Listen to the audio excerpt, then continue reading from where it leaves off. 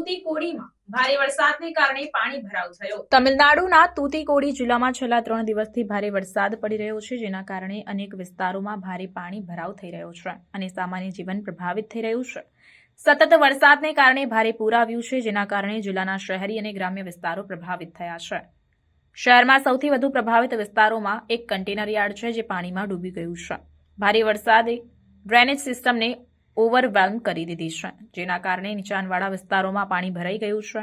રહેવાસીઓને અવરજવરમાં મુશ્કેલી પડી રહી છે અને ઘણા લોકોએ તેમના ઘરો અને સંપત્તિને નુકસાનની જાણ કરી છે। સ્થાનિક અધિકારીઓ પરિસ્થિતિને સંભાળવા માટે સતત કામ કરી રહ્યા છે।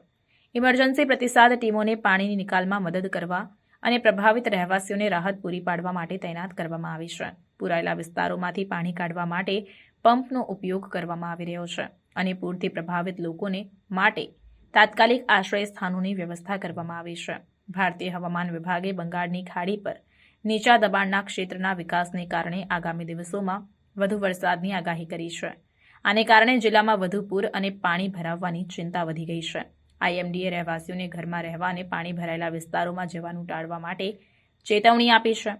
ભારે વરસાદે આ વિસ્તારમાં કૃષિ પ્રવૃત્તિઓને પ્રભાવિત કરી છે। ખેડૂતો તેમના પાકને થયેલા સંભવિત નુકસાન વિશે ચિંતિત છે, જેનાથી મહત્વપૂર્ણ આર્થિક નુકસાન થઈ શકે છે।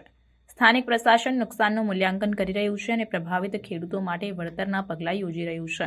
આ પડકારો છતાં સમુદાયે લચીલાપણનું પ્રદર્શન કર્યું છે। સ્વયંસેવકો અને સ્થાનિક સંસ્થાઓ જરૂરિયાતમંદોને ખોરાક અને આવશ્યક પુરવઠો પૂરો પાડી રહ્યા છે। આ મુશ્કેલ સમયમાં રહેવાસીઓ એકબીજાને મદદ કરવા માટે એકસાથે આવી રહ્યા છે, જે સહકાર અને સમર્થનની ભાવનાને દર્શાવે છે।